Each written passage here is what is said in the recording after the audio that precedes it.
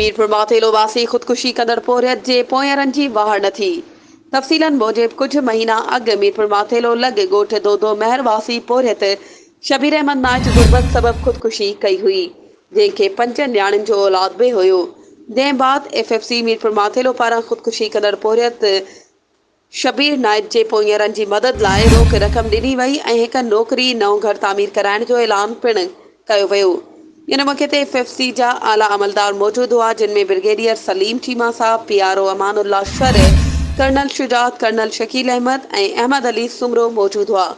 वधीक FFC जे brigadier Saleem Cheema साहब CN न्यूज़ सां ॻाल्हाईंदे चयो त मुझे AC अहमद साहब है हमारे, उन्होंने भी एक ख़त लिखा था और उन्होंने बताया था कि यहाँ पे वो एक बंदा था जिसको गुर्बत की वजह से खुदकुशी कर ली। 5 बेटियाँ थी उसकी और वो घर भी नहीं बना सका। तो फिर हमने FFC ने ये फ़ैसला किया कि इसका हम घर भी तमीर करके देंगे और अगर ये मुलाजमत करना चाहिए हुई, जब इसकी इज्जत वगैरह ख़त्म हो जाती है तो इसको हम उधर अपने सोना स्कूल के अंदर आया की नौकरी भी दे देंगे, ताकि ये बच्चों का रोज़गार जो है वो बन सके और ये उनका पेट पाल सके।